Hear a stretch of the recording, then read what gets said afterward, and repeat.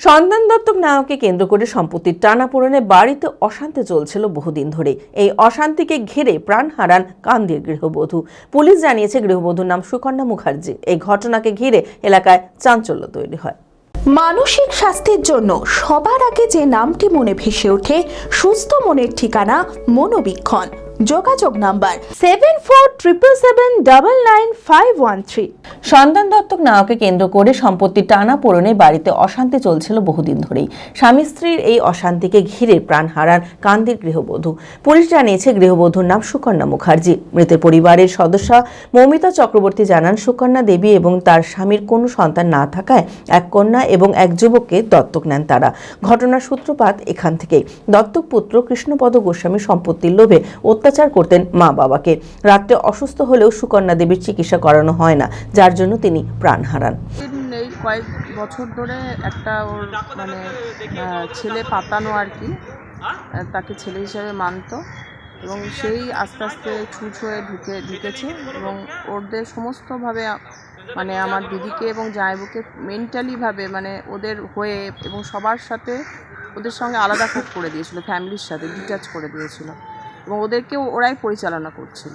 ঠিক আছে, তো চিকিৎসা হয়তো ওর যদি শারীরিক কোনো কন্ডিশন খারাপ হয় সেখানেও কোনো সেইভাবে চিকিৎসা করানো হয়নি। বাড়িতে জড়িবুটি এই সমস্তভাবে ওকে দীর্ঘদিনভাবে বিনা ট্রিটমেন্ট করিয়ে এবং আগের দিন দুদিন ধরে অসুস্থ যদি থেকেও তাকে কোনোভাবে হসপিটালাইজড করা হয়নি এবং কাউকে খবরও দেওয়া হয়নি। আমরা যখন বাড়িতে যখন যাওয়া হলো তখন আমরা তাকে মৃতই দেখলাম। সুকন্যা মুখার্জির দাদা কৃষ্ণ মুখার্জি বলেন, আমি সন্দেহ করছি দত্তক পুত্র কৃষ্ণপদ গোস্বামীকে। আমরা হঠাৎ 4টের সময় আমাদের কাছে খবর এলো যে তোমার বোন মারা গিয়েছে। তো তার আগে থেকে কি হয়েছে না হয়েছে কিছু জানি না। তারপর আমরা ঘরে গিয়ে যখন দেখলাম, আমার মেসরা গিয়েছিল এবং আমার ভাই গিয়েছিল, গিয়ে দেখলাম ঘরের মধ্যে পড়ে আছে। হঠাৎ কিছু হওয়ার আগে তো কিছু তার কিছু শরীরের অসুবিধা হবে, সেখানে কাছেই হসপিটাল, 200 মিটারের মধ্যে হসপিটালে নিয়ে যায়নি। আমরা গিয়ে তাকে মৃত অবস্থায় দেখতে পেলাম। তারপর যখন হসপিটালে নিয়ে এলাম, হসপিটালে বললো যে বডি আগেই মারা গেছে বাড়ি। একটা ছেলে ঢুকে গিয়েছিল কোনো রকমে, সেই ছেলে আর ছেলের বউ থাকতো। আর এসে যেটা শুনতে পাচ্ছি, সেই ছেলেটার আবার একটা দিদি বা বোন কেউ কালকে রাতে ছিল। ছেলে না, কোনো নিজের ছেলে না, ওকে মা বলতো। আর আমার বোনও ওকে ছেলে বলতো। এই হিসেবে ও বাড়িতে করছি। যেটুকু দেখে বোঝা যাচ্ছে, যেটুকু আমরা বুঝতে পারি, মুখ দিয়ে গাঁজা বেরিয়েছে, নাক দিয়ে গাঁজা বেরিয়েছে। ওকে কোনো কিছু কারণে পয়জন দিয়ে হোক, কিছু দিয়ে হোক, তাকে মেরে ফেলা হয়েছে। আদি ঢাকেশ্বরীর বেনারসি মানে দাম্পত্য জীবনের সুখ ও সমৃদ্ধি। ঐতিহ্যশালী বাঙালিয়ানায় প্রসিদ্ধ আদি ঢাকেশ্বরী এখন বহরমপুর শহরে রয়েছে। কাতান বেনারসি, জর্দৌসি বেনারসি সহ অন্যান্য সমস্ত ধরনের বেনারসির বিপুল সম্ভার।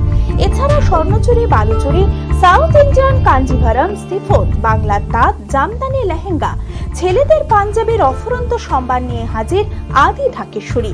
তাই আর দেরি না করে আপনার মনের মতো পছন্দের কেনাকাটায় আজই চলে আসুন আমাদের প্রতিষ্ঠানে। আমাদের ঠিকানা 168/1/A রবীন্দ্রনাথ ঠাকুর রোড, লালদিঘি, বহরমপুর, মুর্শিদাবাদ। যোগাযোগ নাম্বার 9933104335।